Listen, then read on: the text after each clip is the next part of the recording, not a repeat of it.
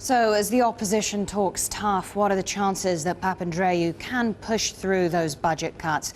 Want to get more now with another opposition politician. Panos Livadas joins me now from Athens. Thank you so much for speaking to us. Welcome to the show.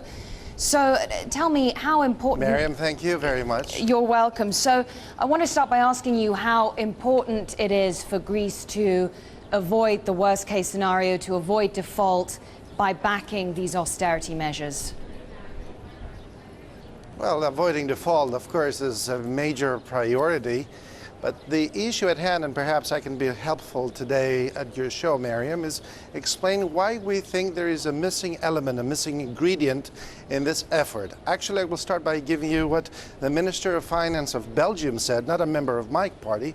He said that the Greeks are making a tremendous effort. It is true, Maryam, the Greeks are making a tremendous and painful effort. But there's a difference between trying hard and dying. We have a problem of asphyxia, especially the markets here. Let me give you this with an example. If you're running a business and your accountant, whom you trust, tells you that you need to cut down expenses and stuff, etc., and you follow that advice and you cut down, your business will not survive unless it can still sell, unless it can still grow. This is the missing element that we have today. The Troika, the European Bank, the IMF, etc., are implementing, they're trying to implement in Greece a program that focuses only on cutting down. And the president of New Democracy, Mr. Samaras, is trying to say that we need to see the other side of the river as well, but unless we Mr. will Livadas, fall. We need to see what's happening with our tax if I could, system.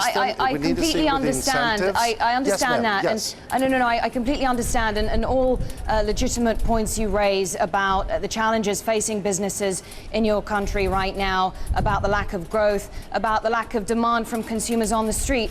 But nevertheless, if we deal with the issue, lack of policies, but if we deal with the issue at hand right now, the issue of urgency seems to be that if you vote against this budget next week, you increase the chances of some sort of disorderly default because your country isn't going to get the money that it needs to pay workers to meet bond obligations now.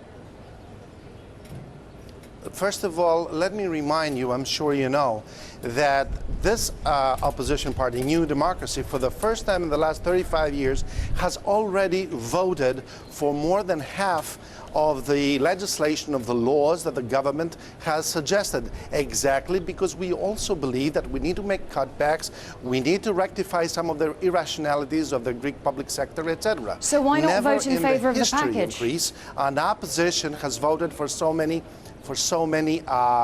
laws.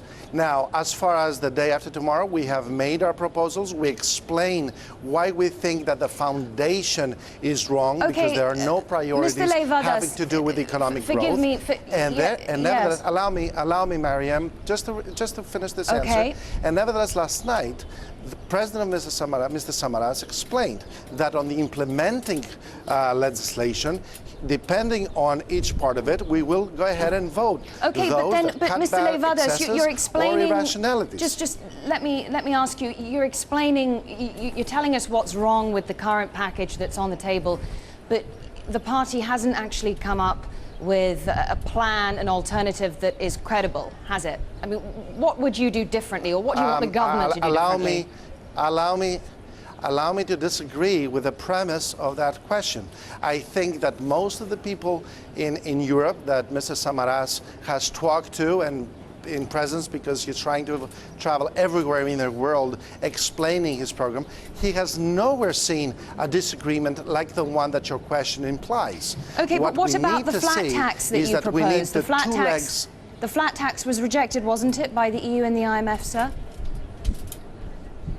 It's one of the things that we suggest. It's cutting down some of the other tax rates. It's very important because right now there's asphyxiation in the market. And every person that listens to us right now knows that even if you tax by 80% zero growth, 80% of zero income, you're still going to get zero back. It's, of course, an example trying to explain the rationale. And again, Mr. Samaras explained last night that he will vote certain implementing laws according to what we think is right as far as the cutting down is concerned. Does that mean that you would... That does not mean Sure. that Greece does not need growth. Does that mean that you're going to vote in favor of the austerity package next week?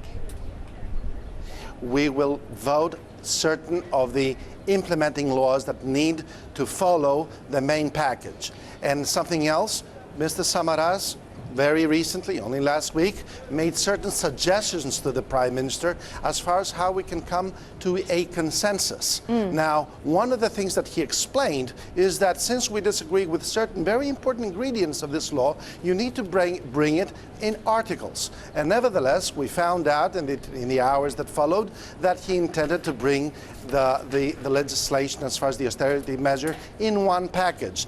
Does this sound to you like a consensus basis and foundation? Still, let me stay on that. We will vote the following implementing laws whenever we think that this is good for the country.